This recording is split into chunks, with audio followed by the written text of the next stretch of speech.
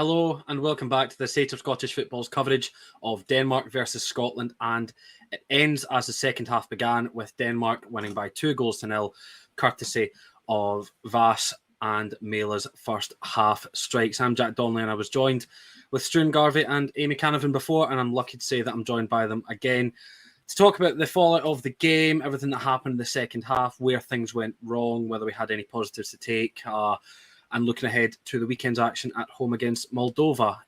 Struan, not the best start to this triple header then? No, not at all. I mean, I'll be positive by being negative, but we were expecting to lose this game. We know how good a team Denmark are. We know how talented they are. I was hoping for a draw. I think we all predicted a draw. I mean, I think we were all trying to be as optimistic as possible with that. But at the end of the day, the Danish side is absolutely incredible, and we failed the test really today. I mean, as well, it was in Denmark. I think that's another big factor. They're fantastic. I was loving watching the crowd. I mean, I think that sums up how good the football was at times today. I was genuinely watching the crowd go in Mexican waves and stuff like that. It was not the best on the pitch, but I'm not surprised. Which I don't mean to sound too negative when I say that, but that's credit to Denmark more than anything. I think that second half I was the same as you, just looking for any source of entertainment from the ground as I possibly could. Amy, were you the same? I mean, it just was a bit. It was a rough watch in the second half, but for different reasons, I suppose, to the first. Yeah, they're a good footballing side. They're a really good footballing nation. We can pick at away the positives in the second half, and I know we'll get into that, but overridingly, Denmark didn't need to break their stride there. I think Struan said it in the group chat, they're floating about in second gear, if that, to be honest. Scotland, of course, it was a better second half, more dominant, but it wasn't very hard to be more dominant than they were in the first. And like I say, Denmark had barely moved out second gear, if that. So it was just, they were quite happy just to see it out. There was no real pressure. I know we'll dissect it further, but like, it's the positive, to be honest, is probably to take that as just 2 goals. We need to really cling on to anything right now. I think that Denmark beat Austria 4-0. So in that sense, it's decent to try and keep it as low as possible. But that was a tough test tonight against a really, really, really good side. No, they absolutely were. I completely agree. And we kind of knew that coming in, but we were trying to remain as optimistic as possible, potentially some displaced optimism coming in just for the sake of being on our broadcast and wanting to sound as happy and as positive and rallying behind the side as we possibly could. But going back to that second half, Struan, at the start of it, we just covered before we ended things at halftime. Your prediction of what Steve Clarke should be doing at halftime came off exactly as you said it out. Halftime, he made the change, bringing Lyndon Dykes on for Scott McKenna, moving Ryan Christie back to right wing back, and returning to having Andy Robertson and Kieran Tierney on the same side on the left. How do you think that worked out for Scotland in the end? Was it the right move considering the rest of the game, how the rest of the game played out, or should it have potentially stuck with that and changed something else? I think I'd say it was the right move in the sense that we didn't concede another goal and we had a few decent chances in the second half. We had a cracking chance from Fraser later on that Schmeichel made an excellent save for, to be honest. And I think we looked our best at times during the second half. I know, as we mentioned, Denmark were definitely in second gear. They were just not as good as they could be, but I thought we looked a lot better. I think we did retaliate well after going down early in the first half. I think we sort of answered back well enough just without scoring a goal. But at the same time, I think there's just a lot of question marks in that team. I thought Turnbull should have come on earlier, and I think he definitely could have helped make a bit of a difference, especially when things clearly still weren't going well for the team. But yeah, it was a difficult one. That right back situation was always going to be the big question mark for me coming into this one. Obviously, Stephen O'Donnell is our number one choice right back, but even when he plays, a lot of people question his ability and say the likes of Nathan Patterson should get in ahead of him. Both of them were out. The third option really is James Forrest in that right wing back position, and he was out as well. Could have used him off the bench today. That may have been another addition to the team, but in the end, the role was filled by Robertson, playing out on the right at the first. It didn't work out at all, and then Ryan Fraser came into that role, and I feel I'd prefer to have Ryan Fraser in that role just to be more offensive if we're going to be playing with the 3 at the back, just to have more of an attacking threat there.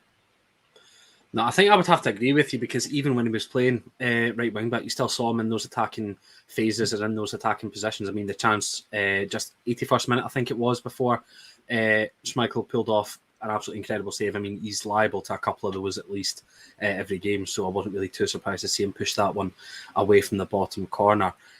I mean, Amy, we can kind of talk about the second half, because it was probably more positive from a Scottish point of view. I mean, we were able to carve out a few more chances. I mean, there was a Billy Gilmore shot that just went wide, a Grant Hanley header just going wide, and we kind of created more than we did in the second half, in the first half rather, sorry. But was that down to the changing system, or was that down to Denmark just planning on seeing out the rest of the game? Because, as you said, they didn't really move at a second gear for the remainder of the game after they came out at half-time. It's a combination of both. Like I say, Denmark were more than comfortable inviting that little bit more Scottish pressure.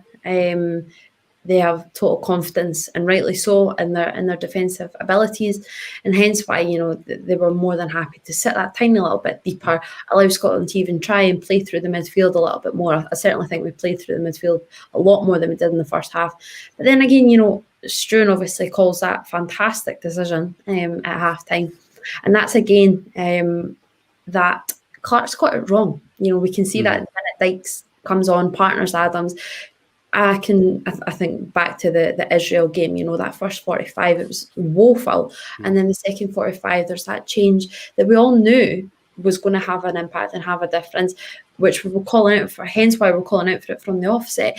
So it's just so disappointing that it takes, you know, 45 minutes of hell, really, enduring hell, to then, you know, get the product that we deserve. And it's just happening too many times now. The first occasion you can maybe go like that's an honest mistake sort of thing, but it's happening far too often. This is a guy that's just also been given a new deal, and a lengthy deal at that, a 4-year deal. There's been 2 wins since Serbia, and it's against Luxembourg and the Faroe Islands. Now, any other manager doesn't get that. And I know I was asked on it a few weeks ago if I would give Clark an extension, and after what I've just said, I can't quite believe that I did say yes. It's because I wanted that stability. Yeah.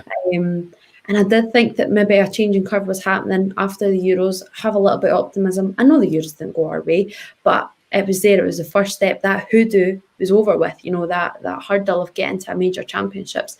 But this is just the Scotland of old tonight, and it was Clark of old. The wrong formation, because I do believe we should be going forward back, and then the wrong players in that formation at best. And I'm not buying into any of this. You know, it was a depleted squad that we've been riddled with COVID, isolations, injuries. That doesn't matter. You still had a decent setup there. The fact that there was 3 men on the bench tonight that really arguably should have been starting speaks volumes. And it's just time and time again, and it's the repetition, and it's that same old Scotland narrative that we've just tried to, you know, shake that one hoodoo of the 23 years and no qualification, that same old Scotland. Now it's just coming back to that same old Scotland, the wrong format, the wrong setup, and just being so negative. I think we need to firstly establish that we're not a good defensive side. You know, maybe say that we're not conceding an awful lot, but we're conceding goals that matter, and they're still losing because we're not scoring at the other end. I don't really know what we are good at. The midfield, we're certainly decent there, but there's a lacking up top. Shea Adams didn't have a look in tonight.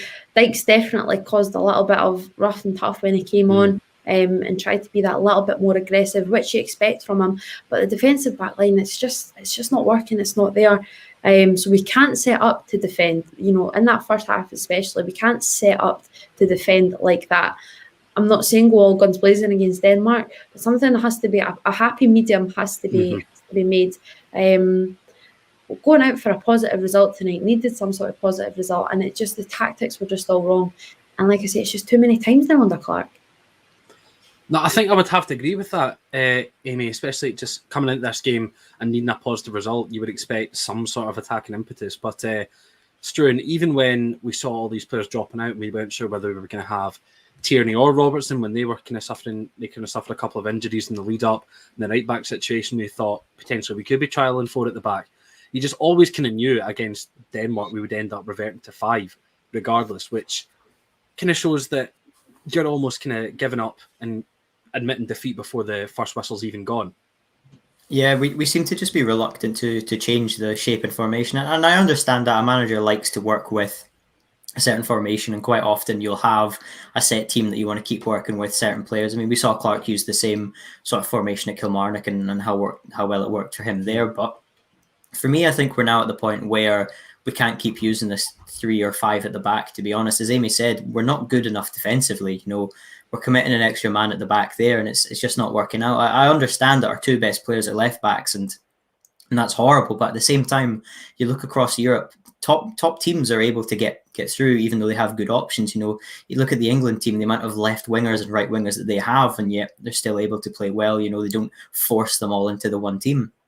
And I think there are ways around it. I mean, I know it's quite difficult because you only really have one left back. You can't really shift them on the other side effectively. But if sacrificing one of Robertson or Tierney means the entire team plays better, it's one of those decisions that we need to make. And I feel a game against Denmark was always going to be tough, and it's difficult. But now we've lost this one, and you can see the reaction on social media from Scotland fans everywhere. It's just not great. As Amy said as well, we only won 2 games since Serbia, and even the Luxembourg game, they were down to 10 men and we won it by a goal. We're not exactly tearing teams apart, scoring 3 or 4 goals and sitting back relaxing. Even against 10-man Luxembourg, you're worried until the whistle goes at the end. It's not great at all, to be honest. And I feel it's a shame for Steve Clarke in the sense he has to change it, but he really does, because at the end of the day, we're just not getting the results. We're not looking good on the pitch. I know we're missing some players with COVID at the moment, but we've spoken on previous shows. The players who were missing today, other than McGinn and McTominay with his surgery, there wasn't necessarily a first team player who was out. Armstrong, Nisbet, they probably would have been options off the bench. That's no disrespect to them at all. That's just how we've set up under Steve Clarke. So I don't think that can be considered an excuse at all. It's just sort of negative football without producing the results. And I'm a little bit worried, because we knew we were going to lose to Denmark. That was a given. But the previous results to Austria, those are the ones, Israel as well, those are the games we have to win. As bleak as it is to say, in our position, I believe we were the 3rd seed in our group for the World Cup. And very often you just assume the top seeds, your Spains, your Frances, England's, Germany, they're always going to win their groups. They're always going to be the top. We're competing for that 2nd place spot. You have to assume, if we can get a point at Denmark in one of the games, that's a great result. But we've already thrown away games against Israel and Austria. It's just not good in that sense at all. No, not at all. I mean, it does look for kind of bleak viewing, actually, looking at our table, of course, behind both Israel and Austria, now 5 points from 4 games.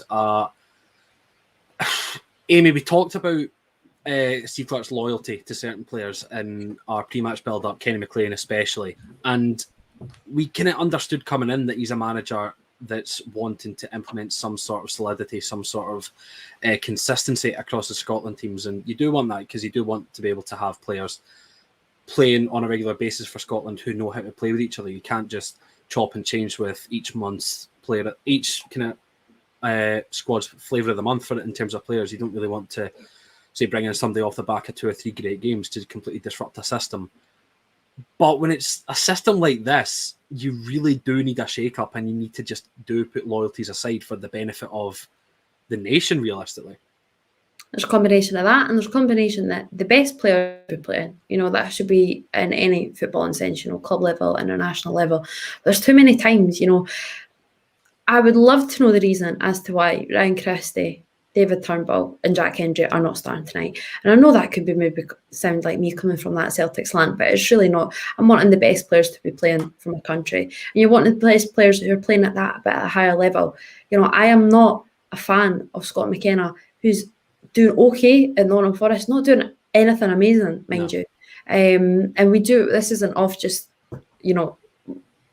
like, we're not trying to be like idiots here. We have a general consensus and knowledge of the championship as well, but it's not fathomable as to why. But it's for too long, and this is touching back to your loyalty issue here, is that this has been the story for Scotland for so long. How long did we see, Robert Snodgrass still in the midfield at Scotland, or James MacArthur still in the midfield at Scotland? You saw Christophe Berra in the back line, Russell Martin still in the back line. What was Russell Martin still doing in the back line? There's youth coming through. There's an energy. Like you're looking at Billy Gilmore, Jack Hendry's young, David Turnbull's young. It's time to inject these players in. There's still that consensus that almost that you're too young, and that's also touching upon, like, young Calvin Ramsey and Nathan Patterson as well. Of course, they weren't available tonight. But I don't know why we have this. I don't know if we think we're almost too good that we can't be playing these youngsters. But then you look across the water and you're looking at Spain, you're looking at Germany. They're all absolutely ripping it apart because you're chucking these young boys in at that time. If you're good enough, you're old enough. But there's just a consensus inbuilt within Scotland that you have to be like 22 or something like that to almost earn your right, earn your stripes. And it's odd. I don't understand it. But McLean tonight is one of the oddest decisions. I don't know if he felt, this laddie needs a go after he missed out on the Euros. But because that's all I can really think of. He's not even a guaranteed starter for Norwich in the Premier League, right? He's not. We know that ourselves. I don't get it.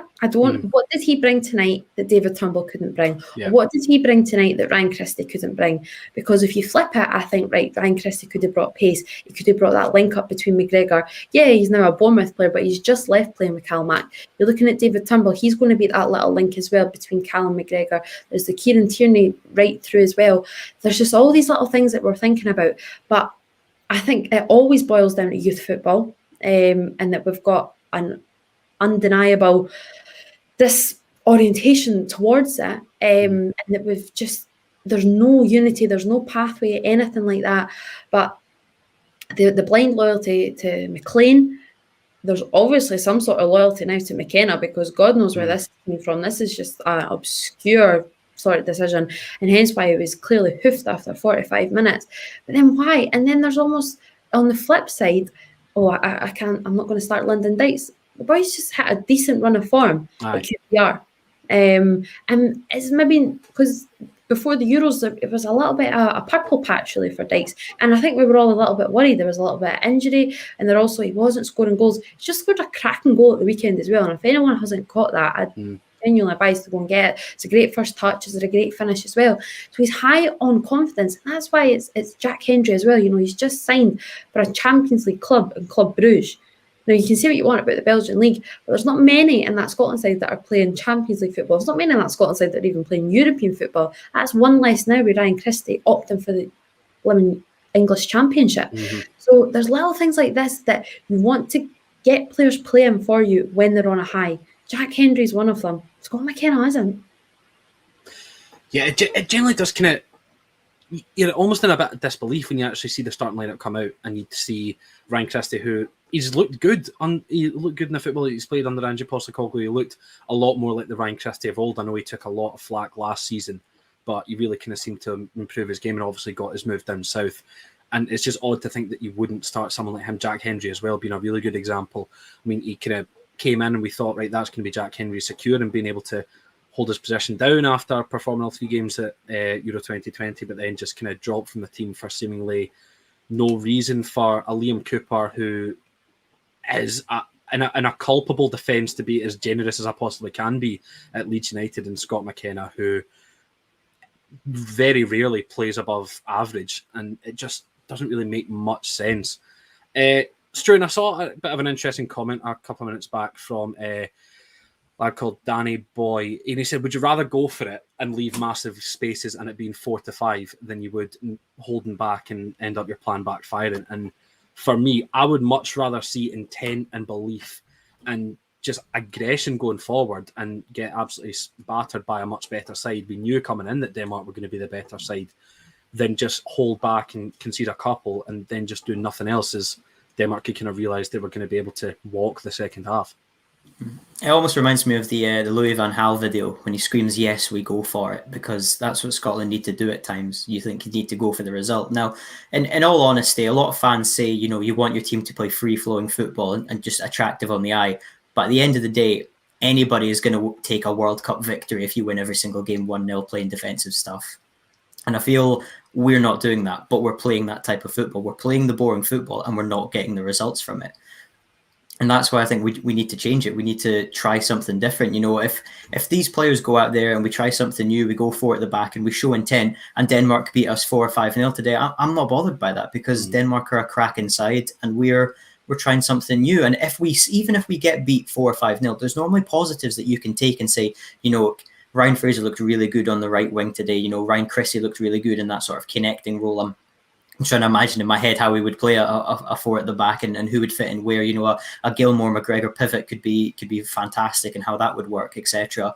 But there's no real positives to take when we play negative football and we don't get anything from it. You know, the amount of times we've drawn games and we say at the end of it, well, we looked okay at times. You know, we're cracking at penalty shootouts, but you can't win every game through penalties. And in group stage games, you're only going to get a point if we go to a draw. And a lot of the time, that's sort of what we're angling towards. But if we try something expansive, if we play nice football, at least the fans will be on Steve Clarke's side. And I know that sounds silly for him to change his football just to appeal the fans. But at the end of the day, the current style is just not working. And I don't, obviously, Steve Clarke is a much more tactically astute man than I ever will be. But at the same time, you can see watching these games, we just don't look like we're competing. But we've got the good players, you know, as we say. We've got players who are now competing. I think 3 players in the squad, McTominay, Robertson and Hendry will be playing Champions League football. Tierney's playing at Arsenal. It's a massive club. Gilmore, although he's at loan at Norwich, he's at Chelsea. We've got players who are at the top level of football, so we're led to believe. You know, Gilmore just won the Champions League this past season. Robertson's won it as well previously. We've got that calibre of player in the team, but you wouldn't really know it. And I think to a team like Iceland didn't have superstars or anything like that back in 2016. Neither did Wales.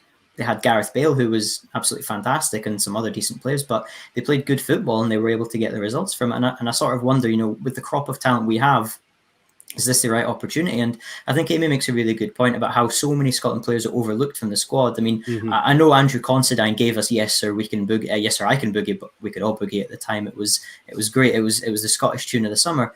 Why didn't Liam Lindsay get a shot in the team? You know, Considine was 33 when he got his first call up. That's not a long-term solution by any means, and I feel sorry for him. He's had an injury, of course, but there's so many players who are playing around Scotland, possibly in the English Championship as well, who are just not getting a look into that team. And you have to think the current squad of players are just not doing it. Really, it's an interesting one. But to go back to your main point, I do think we need to change up our style, change up something, because at the end of the day, we're playing the same way. Getting the lineups wrong, we're just not getting anything from it. And the thing is, it's not as if we've not been playing negatively for a short amount of time. It's been happening for a while, Amy. And I'm not sure. Do you think the wool's kind of been pulled over our eyes a little bit from the kind of qualification miracle of Belgrade and being able to celebrate our team being at a major tournament this summer, and obviously Clarke getting that new deal? I don't know if potentially we're all being kind of led to believe something special's happening. There's a project building in Scotland, when in reality we're just kind of falling back into the systems of old of just playing for no more than a point and getting it wrong more often than not. It's the sobering statistics, you know, and it's like the one that we alluded to earlier, the 2 wins in Serbia being against Luxembourg and Faroe Islands. You know, nobody's shouting and screaming about that. You're not going to be talking about that one with a lot of pride. So there is something, obviously, there. I don't know if it's the wool being pulled over their eyes, because, or maybe some of us, maybe we are a little bit naive and we all got hooked into the hysteria, and I think rightly so. And I don't think that anybody could really, you know, slag us off for getting involved into that. That's the first qualification of our lifetimes. But for those who are maybe a little bit older, a little bit wiser, maybe saw this coming. You know, performances in the Euros were so poor.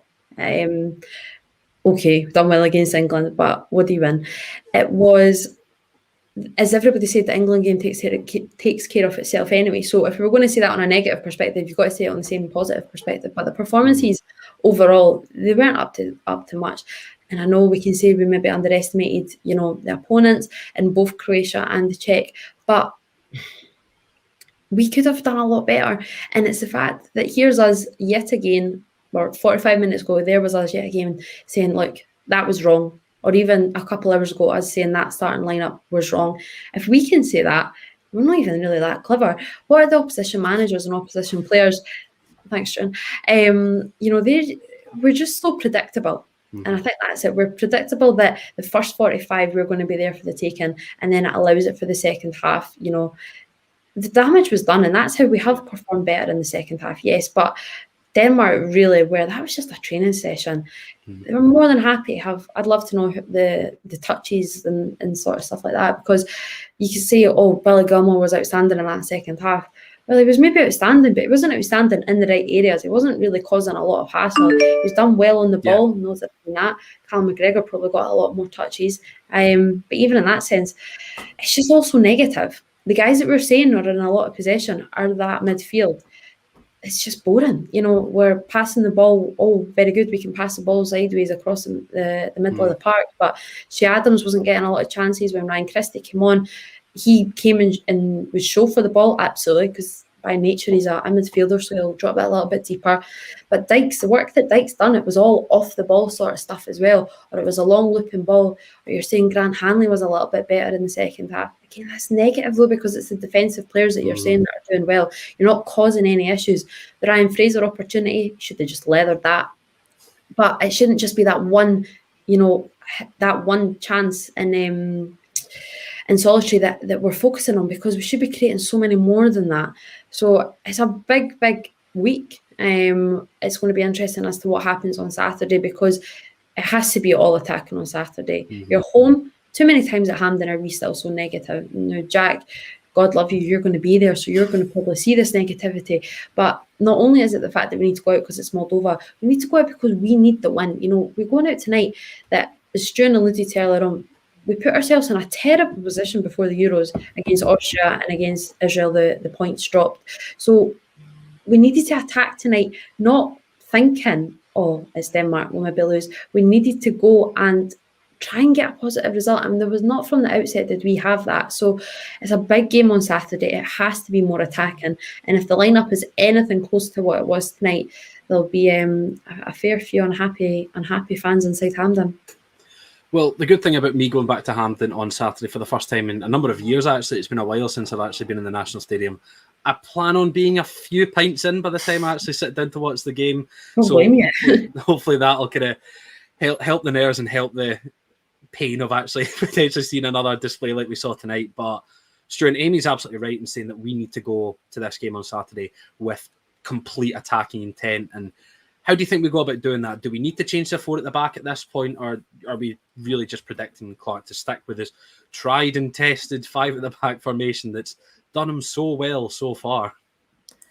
Well, as I said earlier, we can't win these games on penalties. So for me, I think we need to be more adventurous. We need to go to a 4 at the back. I know that's easier said than done. I know these players have been in this system for so long, but at the same time, we need to get these results. We've dropped points in games that we can't really afford to drop points in. We've had this result against Denmark. Yeah, okay, it's Denmark. You move on from there. You can't afford to lose this game.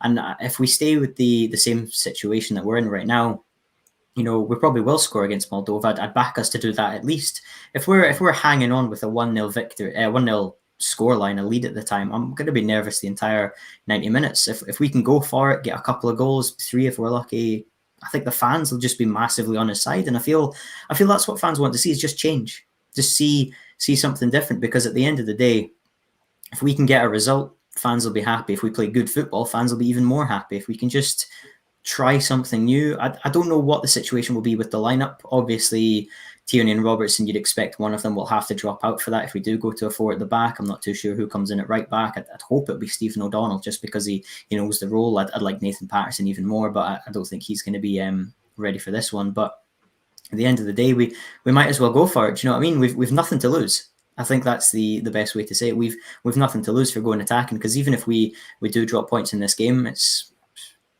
is what it is, really. It's Scotland. We're not going to be surprised, as harsh as that is to say. I know, and there seemed to be just kind of that sense of belief kind of coming up since we qualified for the Euros, and there was that just kind of positive outlook. This is a national team we can get behind. We obviously get caught up in the pre-tournament vibes and everything going on. So I don't know. It's going to be a crushing blow to that kind of sense of optimism if things go awfully over the next week or so. But yeah, I don't think it's going to be an easy game on Saturday, to be honest, as easy as what some people might be making it out. I mean, no such thing as an easy game. No, especially not from a Scotland not with Scotland. Not when it comes to Scotland.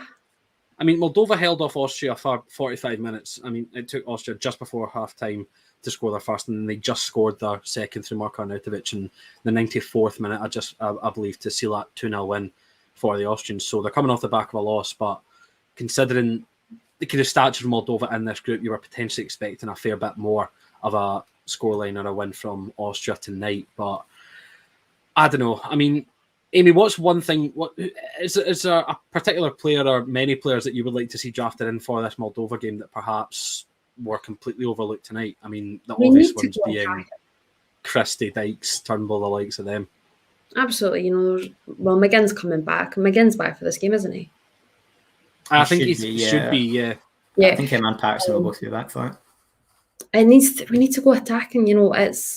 There's no excuse. It's home. Like I say, it's everything that I just outlined just a few moments ago. But it's just so predictable, and I just feel that we're going to sit here in a few days' time and go, "Oh, yeah, it was that back five, and we only started Fraser and other or something like that." But goals are needed. And if Dykes is going to bring you a goal, you play him. If Christie's going to bring you goals, you bring him. If Turnbull's going to create goals, then you bring him on, and should be starting, to be honest. So it's a lot needs to change from tonight. I think it's easier to say that than the flip side of things, but it's also negative. There's a big opportunity on a home game. Hampden, fans are back. That's where it needs to be at. Absolutely, completely agree. And we're just getting towards the end of our coverage. Before we sign off, do I ask for a man of the match if there was one from a Scotland perspective? I mean, fairly short list to pick from. Craig Gordon? I was going to say Craig Gordon. He made a good save at the end. A 2-0 defeat, and we're picking the goalkeeper. That's Scotland are back, ladies and gentlemen. Well, that'll do us for our coverage of this game. I want to say a massive thank you to everyone in the chat who's joined us for pre-match, half-time and full-time coverage. It's been a pleasure spending tonight with you, even though the result did not go our way and it was a fairly dour watching experience for the full 90 minutes. I'm not sure what the plan is. I think we might come back on Saturday if there's people available for coverage, but if not, we should be back next Tuesday for the coverage of the Austria game away. But of course, State of Scottish Football is going to be back every night during the week at 6 o'clock on the State of Mind channels, and you can find them across Facebook, Twitter, YouTube, Twitch, and LinkedIn, as we said in the very first show of tonight. I want to say a massive thank you to Struan Garvey and Amy Canavan for joining me through that painful 90 minutes and talking about everything to do with the game. It's been a pleasure spending the evening with you. Make sure you tune in to the State of Scottish Football tomorrow night at 6 o'clock. Subscribe to the YouTube channel of A State of Mind and follow us all across the socials. Hopefully, we're back stronger on Saturday, and hopefully things get better for Scotland from here on in, but it still need to be seen. To round off, I've been Jack Donnelly. This has been the State of Scottish Football. Thank you very much for watching, and we'll see you soon.